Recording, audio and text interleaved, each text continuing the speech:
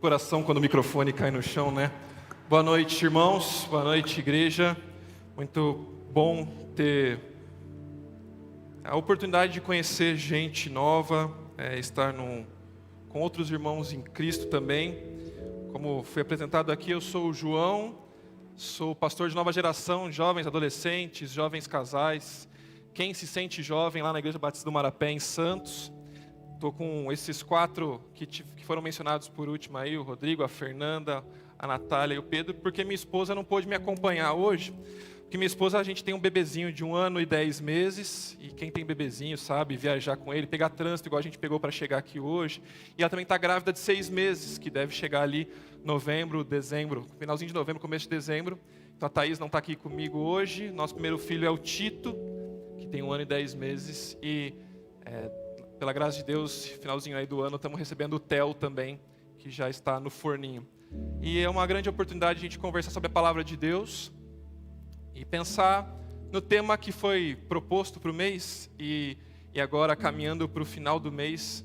Só me deram um desafio simples assim, resolve o problema da polarização. Fala sobre como a gente resolve esse problema. Se vocês tiverem a solução, a gente resolve hoje, né? Basicamente essa é a nossa ideia para hoje. Se você tiver a sua Bíblia, eu vou pedir para você abrir comigo ou acessar a sua Bíblia aí comigo, por favor, em 1 Coríntios, capítulo 1. A gente vai encontrar esse texto e aí daqui a pouquinho a gente conversa sobre ele. 1 Coríntios, capítulo 1, a gente vai ler do verso 10 ao 17 daqui a pouquinho. Então você pode abrir ou acessar, se você preferir assim.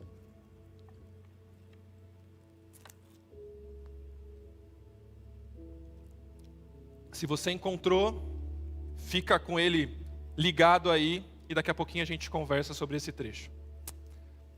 Acho que todos vocês concordariam comigo, e para pensar por um instantinho aí, por favor, se nós como humanidade, e principalmente quando a gente tem uma lente das Escrituras, nós não somos pessoas egocêntricas. E eu já olho isso para o meu filhinho de 1 ano e 10 meses, e os minutos que a gente passa no parquinho, isso fica nítido. A gente como adulto, como adolescente, como jovem, consegue maquiar um pouquinho, ou nem tanto isso, mas nós temos desejo de agradar a nós mesmos. Isso é fruto daquilo que a gente vai ver na doutrina cristã, que é chamada de depravação total. Ou seja, nós como seres humanos viramos as costas para Deus e a gente passou a amar mais a gente mesmo. Tanto que o primeiro casal começa a ter atritos e Deus vai prometer que esses atritos vão acontecer porque um vai olhar para ele mesmo e lá na primeira história, um já começa a culpar o outro e o outro, não tendo para quem culpar, culpa até a cobra e a gente já começa a ver como a gente só pensa na gente mesmo. Somos dominados então pelos nossos egos, pelos nossos próprios objetivos, pelos nossos próprios sonhos, pelos nossos próprios desejos, a ponto disso virar as nossas próprias ideologias. E a gente começa então a amar isso, baseado na nossa visão de mundo, que a gente também chama isso de cosmovisão. A gente começa a gostar disso e a gente começa a valorizar isso de uma forma bastante intensa, vamos colocar assim. Mesmo cristãos, mesmo o povo de Deus, justificado pelo Senhor Jesus, continua lutando com isso. Você casado que está aqui, quantas vezes vocês não tiveram diferenças, para a gente usar uma palavra simples aqui, porque um queria uma coisa e o outro queria outra? Não cutuca aí o irmão, tá? A patroa. Quantos que têm irmão mais novo, mais velho, não tiveram diferença pelo filme que ia assistir, o canal que ia colocar, o lugar que iriam, porque de novo alguém queria puxar a corda para o seu lado. Inclusive, os crentes em Cristo Jesus. Sem falar de atrito dentro da igreja, porque a gente quer fazer uma coisa de um jeito, quer fazer a coisa do outro. Quem já viveu assembleias quentes sabe desse tipo de coisa que a gente vive.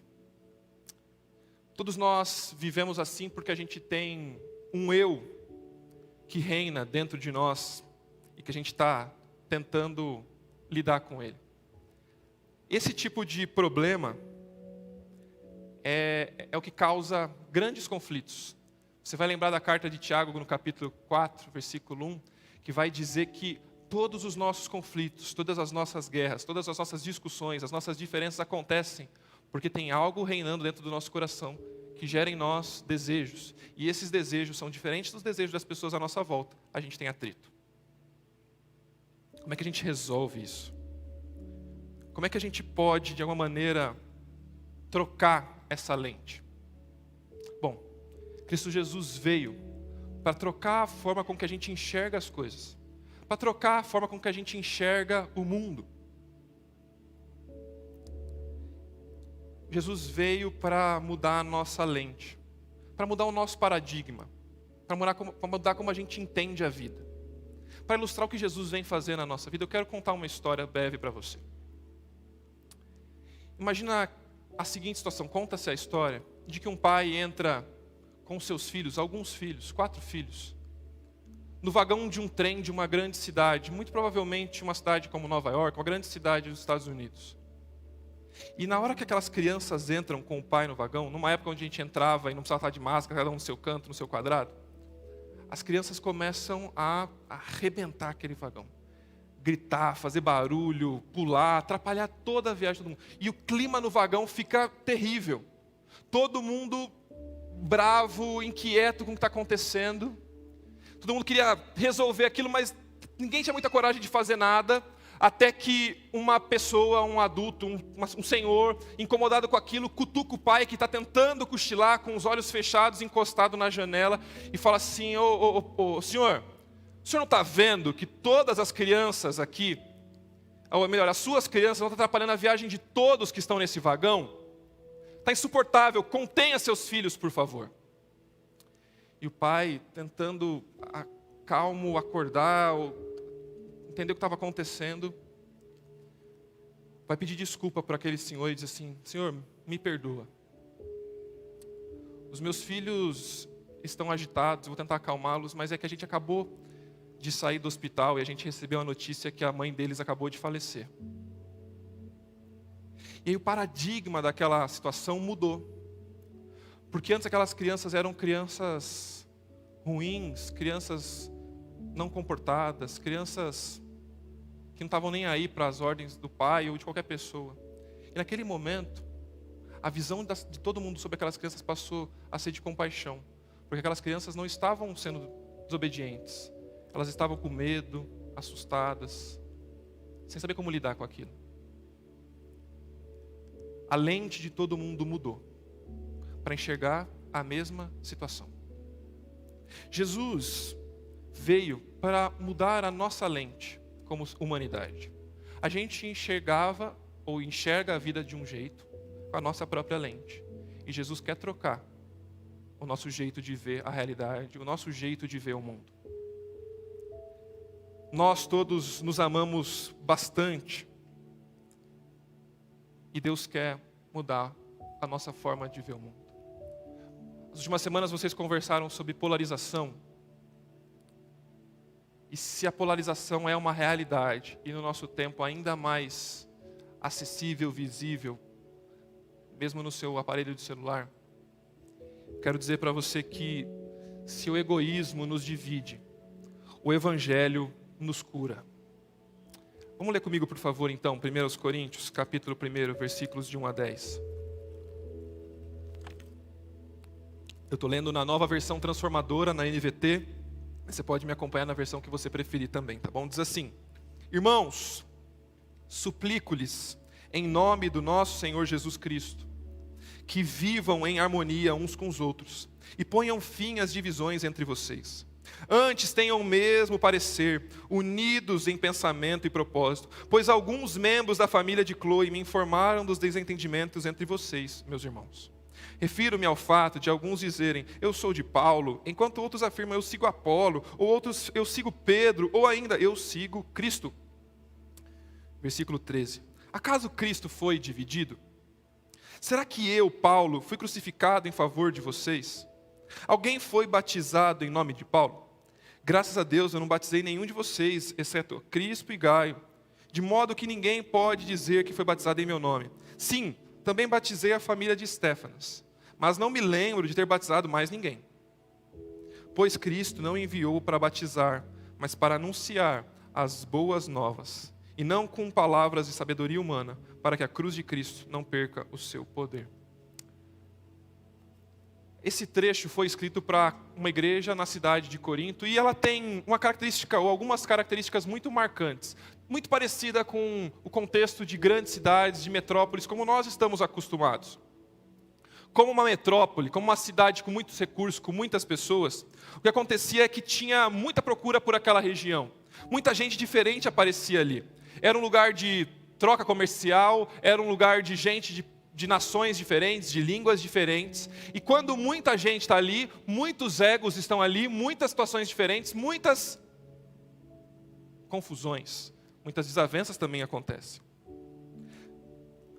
Além de ser uma população misturada com gregos, com romanos, com pessoas do Oriente, com escravos e até judeus, e agora alguns cristãos, também havia ali um apego muito forte pela filosofia, pelo estudo, pela academia.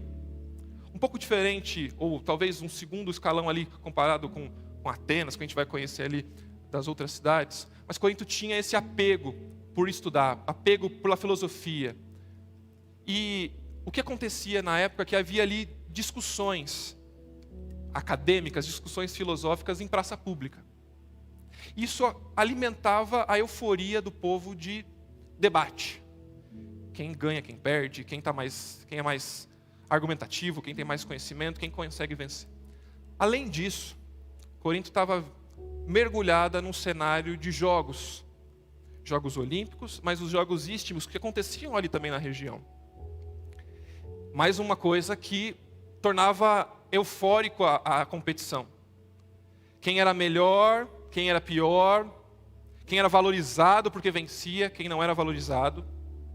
Competição. E aí você olha para isso que eu estou te falando culturalmente, o que isso tem a ver com a gente, o que tem a ver com o cristianismo? Porque isso afetava a igreja. Gente que estava sendo salva por Cristo Jesus tem um histórico, tem um background de competição. Competição de debate, competição de time, competição de gosto, competição de nação. Competição. Eles trazem isso como cultura, como visão de mundo, para dentro da comunidade da fé. Eles começam a ter atritos ali, começam a ter diferenças.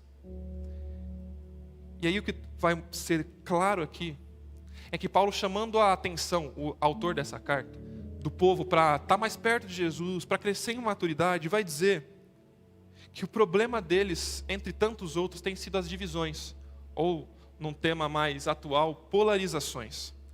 E não só polarizações seculares, polarizações da sociedade, mas polarização dentro do povo de Deus. Isso acontece, e não é de hoje, hein? Paulo vai dizer que o problema disso estar acontecendo é que eles perderam a centralidade de Cristo Jesus.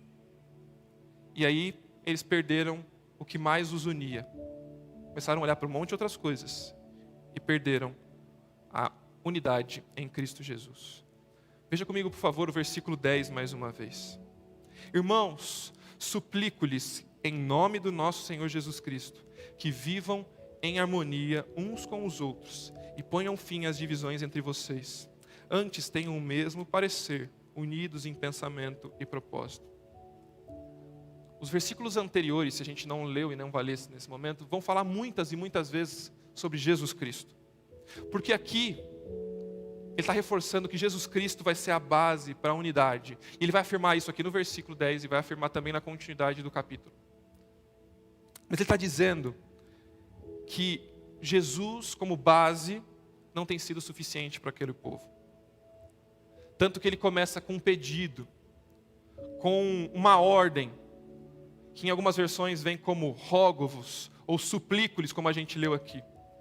Aqui tem a ideia de chamar de canto, de chamar atenção, de dar um puxão de orelha, ou alguém está preocupado. E ele está falando assim, gente, eu estou preocupado com vocês. Olha, eu peço que vocês deem atenção, para que vocês não deem vazão ao coração de vocês, a ponto de entrarem nas divisões, o texto está dizendo aqui.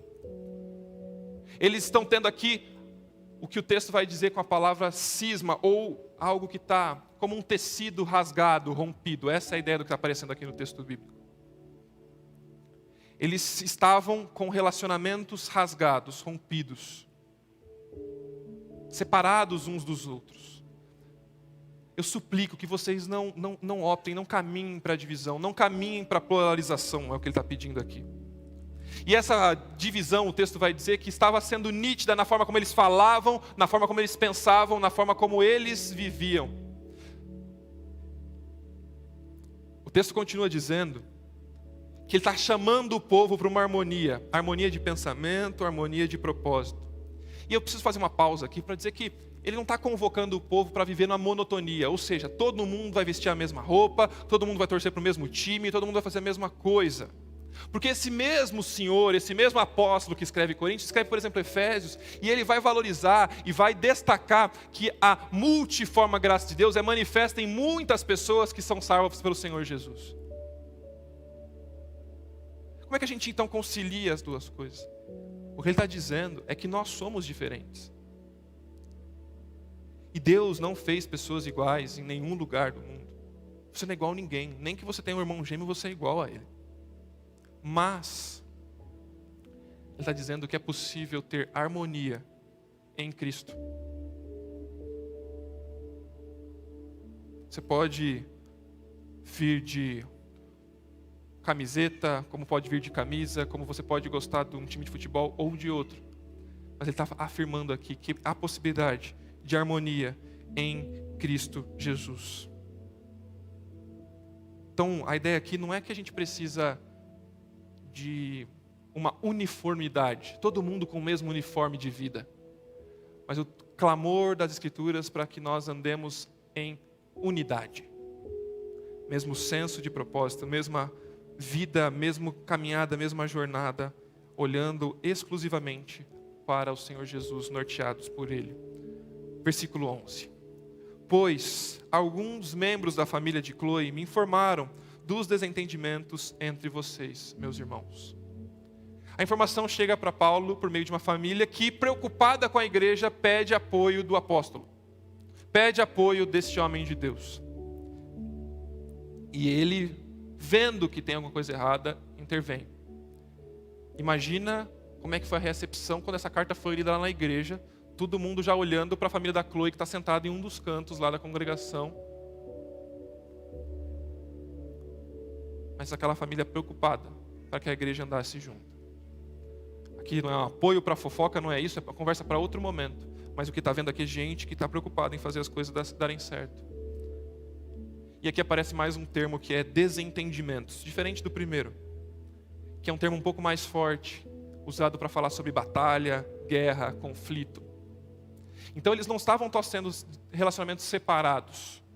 Olha, eu não sento mais com aquele irmão e tudo bem, a gente vai vivendo um longe do outro, mas eles estavam tendo conflitos, oposição mais ferrenha um com os outros.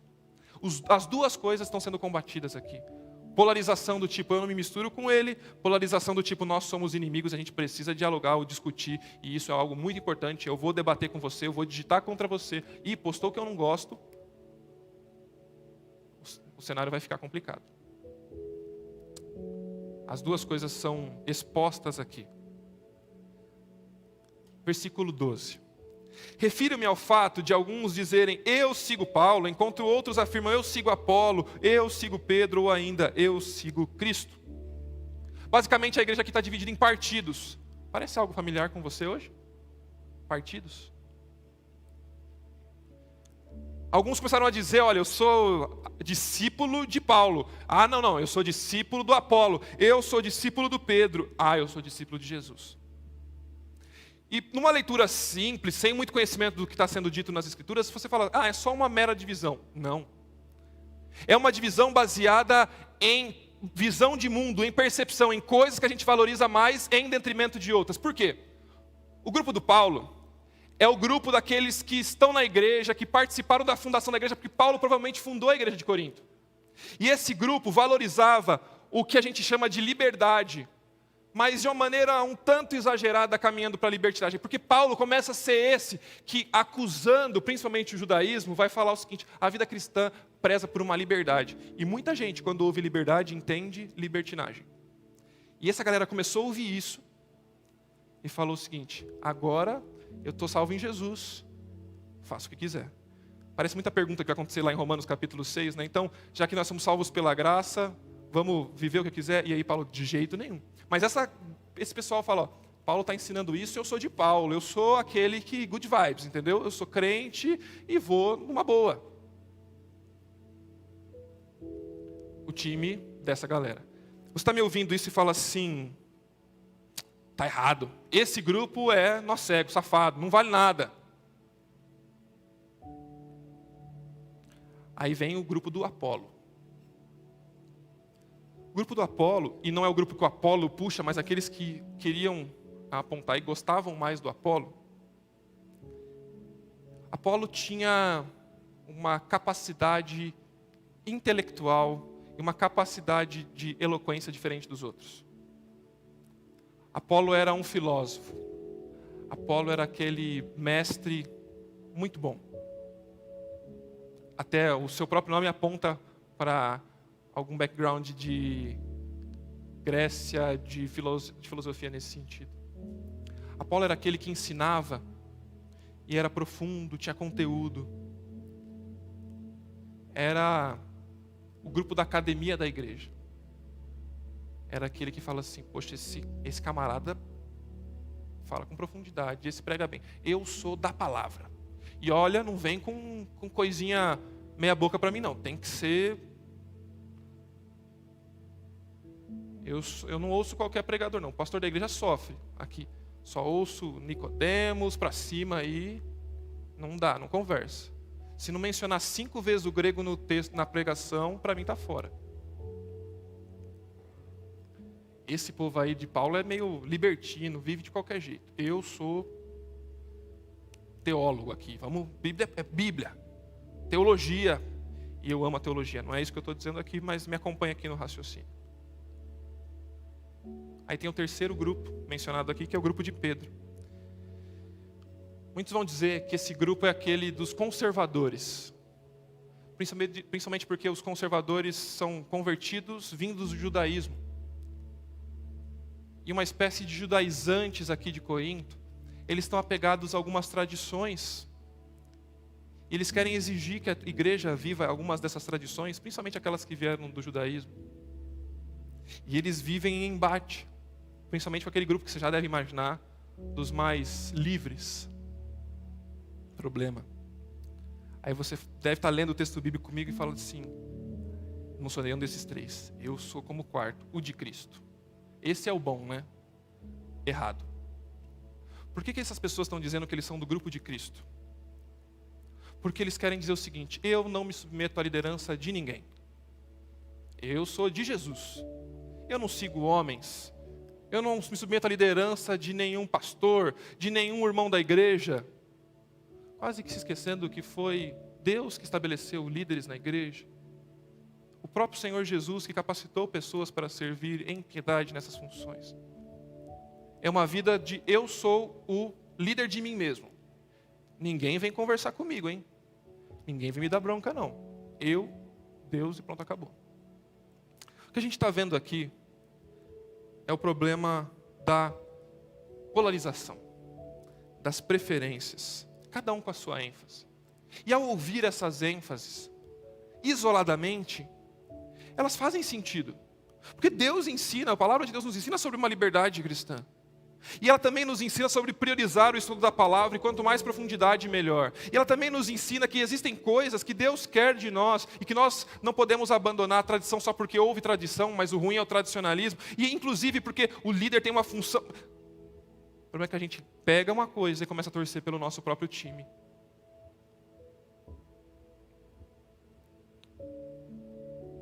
Versículo 13. Acaso Cristo foi dividido? Será que eu, Paulo, fui crucificado em favor de vocês? Alguém foi batizado em nome de Paulo? Graças a Deus, não batizei nenhum de vocês. Aí parece que Paulo vai lembrando, exceto Crispo e Gaio, de modo que ninguém pode dizer que foi batizado em meu nome. Ah, sim, também batizei a família de Estéfanas, mas não me lembro de ter batizado mais ninguém. Ele começa então com algumas perguntas, o apóstolo aqui, para fazer o povo pensar. Olha, será que Jesus está dividido? E a resposta óbvia é, não está. Olha, o que eu fiz por vocês ainda bem que eu não batizei vocês, para vocês começarem a falar que é do meu time, porque o time de vocês deveria ser o time de Cristo e não o time de vocês. que ele está deixando claro é que todas as pessoas foram salvas independentemente dos seus próprios valores, dos seus próprios gostos. Elas foram enxertadas na pessoa de Cristo Jesus, com visões de mundo, com qualidades, com características diferentes. Paulo pergunta: Cristo foi dividido, foi repartido? Resposta óbvia é que não, porque ele morreu uma única vez por um povo. Mas a verdade é que aquele povo estava vivendo como se ele tivesse dividido. Ele está dizendo que foi Cristo Jesus que foi crucificado, e não ele, Paulo. Claro que Paulo depois vai passar por um sofrimento no final da sua vida. Mas ele está dizendo aqui que não foi ele e nem teria condições de morrer pela igreja, porque só Jesus pode salvar pecadores. Paulo não podia, não pode e nunca poderá fazer isso. Assim como nenhuma ideologia, assim como nenhuma visão de mundo pode fazer isso. Só Cristo Jesus pode e fez. Por isso que ele vai dizer que ninguém pode ser crucificado além do nosso Mestre Jesus. E ele fez isso para formar um povo, uma igreja, um povo unido. Se eles estavam discutindo por sabedoria, por argumentação, Paulo ou Apolo, Pedro ou qualquer outra coisa, Paulo está dizendo que eles estão se esquecendo das coisas primárias ou daquilo que é principal. Estão se agarrando às coisas secundárias, sendo que o ponto central é Cristo Jesus ter morrido por todos eles e eles pertencerem ao Mestre, assim como nós. Atritos secundários, quando o foco da vida deveria ser o Mestre Jesus. Versículo 17. Pois Cristo não me enviou para batizar, mas para anunciar as boas novas, e não com palavras de sabedoria humana, para que a cruz de Cristo não perca o seu poder. Assim como no versículo 10, Paulo vai indicar aqui que a razão da unidade, que a razão desse estar em comum, tem a ver com esse que é Cristo Jesus. Que enquanto alguns estão discutindo sobre eloquência, sobre a capacidade retórica, sobre argumentos, Paulo está dizendo, o foco da mensagem é o Mestre Jesus. Somente na cruz. E isso não pode ser trocado. Isso deve ser a prioridade a todo tempo. De novo, ele não está exigindo uma uniformidade de pensamento. Ele está falando sobre unidade naquilo que é essencial. Evidentemente que existem coisas que são mentiras. E essas, a palavra de Deus nos instrui à correção. Mas inclusive elas precisam ser tratadas com sabedoria, para não causar as rupturas. Porque nós somos o povo que fala a verdade em amor. É isso que a gente está vendo aqui nesse texto. Essa é a intenção do Senhor a nos deixar ter acesso a esse material. O que eu quero mostrar para você aqui é que Paulo está dizendo que nós devemos pensar a mesma coisa, ter o mesmo foco de vida, colocando Cristo Jesus no centro. A verdade é que quando a gente olha para a cruz, a verdade é que quando a gente caminha em direção ao Senhor Jesus, a gente olha para as nossas ideologias, a gente olha para o nosso time de futebol, a gente olha para a nossa profissão, a gente olha para a nossa graduação acadêmica, a gente olha para o instrumento que a gente toca, a gente olha para o nosso estilo de igreja, a gente fala assim, o que é tudo isso perto de Cristo Jesus? Se até o próprio apóstolo Paulo vai dizer que tudo que ele tinha, e era bastante coisa, ele considera como esterco. Quando a gente olha para o nosso Senhor Jesus Cristo. Todas as opiniões precisam então estar submissas a Cristo.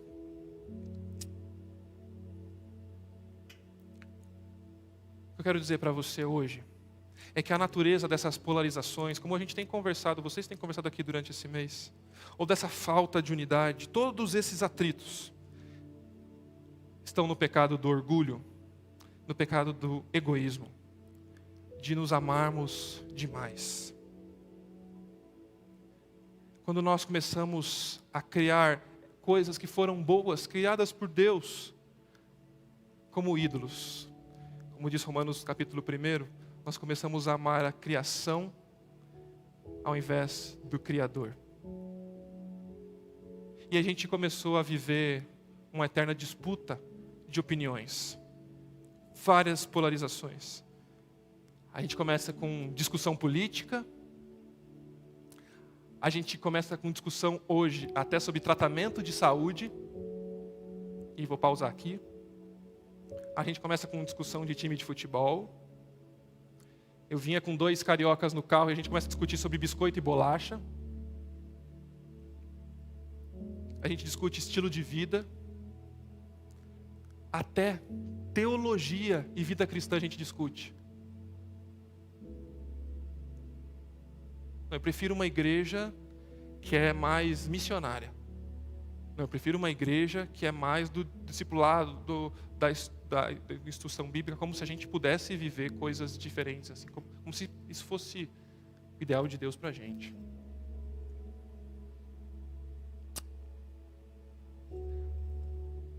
Essa semana eu fiz uma pergunta quando preparando esse material nas redes sociais, e eu não sou nenhum blogueirinho com muitos seguidores, mas algumas pessoas me ajudaram a pensar uma coisa. Qual é a solução para esse tipo de polarização? Sabe, eu ouvi algumas possibilidades, mas infelizmente a maioria delas são soluções humanistas. Deixa eu dizer para você o que eu quero dizer com isso. Alguns começaram a dizer o seguinte: olha, a solução para a polarização é a gente pensar no outro. Olha que bonito. A solução para a gente resolver esse problema é respeito. Se a gente respeitar a opinião do outro, o negócio vai para frente. Outros disseram assim: a gente conseguir não se misturar com isso, meio que um isentão, sabe? Outros, a gente conseguir ouvir a opinião do outro sem ficar irritado, diálogo, empatia, ou tentar procurar alguém que não tenha ideologia nenhuma para você se informar sobre as coisas. Quase que um idealista, né? Se isso também fosse possível. Alguém sem ideologia nenhuma vai escrever qualquer coisa para você se informar. É verdade que esses são bons conselhos, eu concordo com esses que me responderam. Mas nenhum desses conselhos tem a capacidade de mudar o mundo. Nem um deles. A gente vive num tempo, ainda mais com a questão da polarização política, de que a democracia, sentar na mesa, conversar, encontrar um equilíbrio vai resolver as coisas. Não vai. Porque ainda que pareça um negócio meio do caminho, a gente não tem capacidade de resolver como humanidade o mundo. Por isso, o Senhor do universo enviou o seu próprio Filho, Cristo Jesus, para morrer por pessoas egoístas, egocêntricas, que querem o seu próprio ideal de mundo, que querem a sua própria visão, que querem fazer a sua vontade, custe o que custar, dentro de casa, na família, na igreja. Sabe desde quando as polarizações começaram?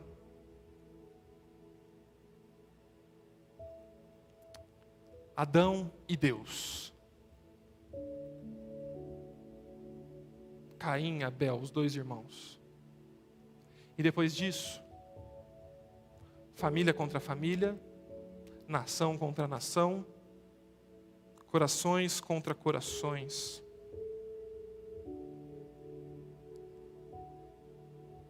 A única forma, então, de sermos transformados é conhecer a boa nova do Evangelho de Cristo Jesus. Cristo é o único elemento realmente unificador. Nós só seremos comuns quando nós estivermos com um, que é o Senhor Jesus Cristo, como dono dos nossos corações. Lembra que eu falei sobre mudança de perspectiva? É aqui, na história, que Jesus veio trocar a lente de um povo que está se batendo dentro de um vagão do trem. E daí Deus coloca Jesus Cristo no mundo e fala: para de brigar. Olha para a transformação do mundo na pessoa do Senhor Jesus. Olha para aquela pessoa que não precisava fazer isso e veio ao mundo porque Ele amou primeiro. Nós podemos amá-lo, nós podemos quebrar essa polarização com o Senhor dos Senhores e nós podemos quebrar a polarização com os nossos irmãos, com aqueles que nem irmãos são, porque o Senhor do Universo veio fazer isso. Então, enquanto, e eu quero que você não se esqueça disso, se tudo que eu falei aqui, se você esquecer de tudo que eu falei, não se esqueça disso. Enquanto o nosso egoísmo nos divide, o Evangelho nos cura. Enquanto o nosso egoísmo nos divide, o Evangelho nos cura. Quero dizer, caminhando para o final, é que você perceba que eu não estou dizendo que para resolver a polarização simplesmente você precisa se colocar no lugar do outro. Sabe por quê? Porque quando a gente se coloca no lugar do outro, a gente está partindo de um pressuposto de que ao se colocar e pensar como o outro pensa, eu vou começar a achar que o jeito que ele pensa também está correto e tudo bem. Mas é possível que o jeito que o outro pensa está errado. É possível que o jeito que eu penso também está errado. Por isso que o que nós devemos ter como unificador, aquilo que é a base para as nossas vidas, não é eu me identificar com o outro, mas é me identificar com o Mestre Cristo Jesus. Porque Jesus, Ele se identificou com pessoas como nós. Ele não entrou na nossa mente falando: oi, coitadinho, eles são pecadores. Jesus se identificou com a gente não valendo nada. Ele não precisou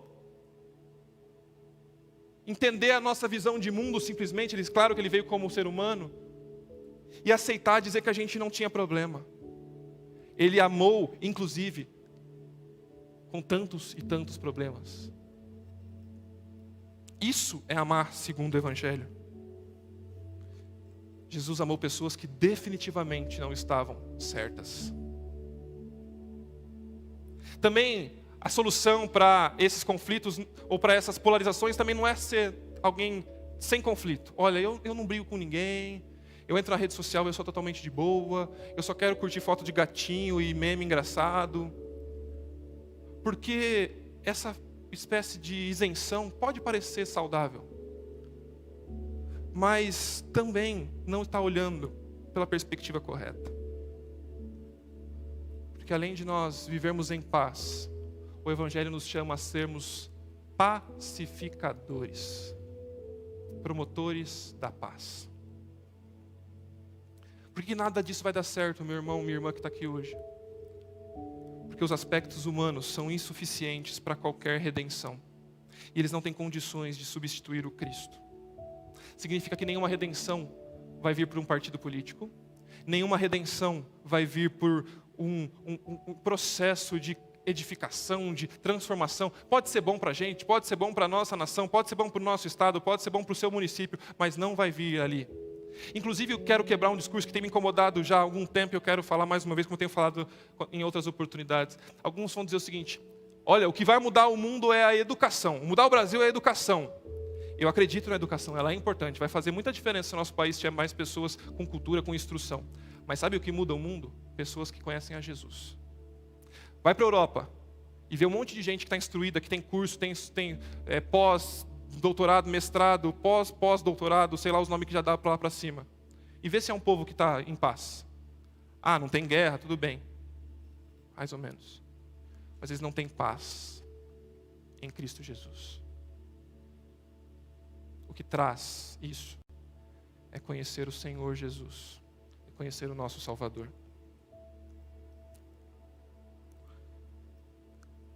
O problema da igreja, então, não está essencialmente nas divisões, mas no fato de termos esvaziado a cruz.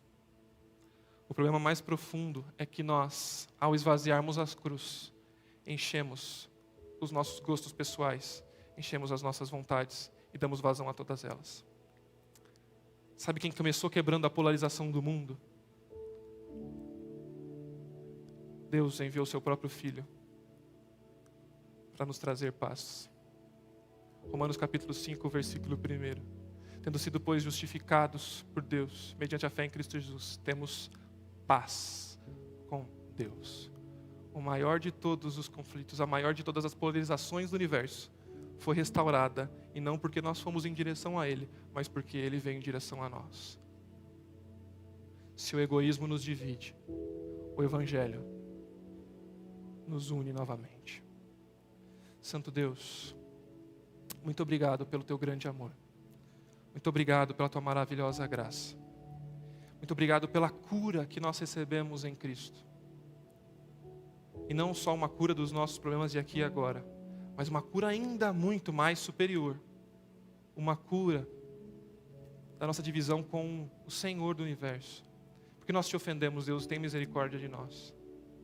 Santo Deus, que a Tua maravilhosa graça continue inundando esta igreja, Deus.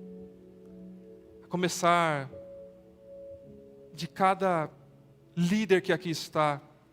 Trabalha também, Deus, nessa juventude que aqui está, que está tão desestruturada em muitos aspectos, Pai, sem referenciais em tantos outros. E que o nosso referencial possa ser único e exclusivamente o nosso Mestre Jesus. E que assim possamos entender o sentido da vida e sermos transformados e ver a vida com os Teus olhos, Deus. Obrigado por Jesus. E que nós possamos ser unidos por pertencer a Ele. Em nome dEle que eu oro, Deus. Amém e amém. Amém.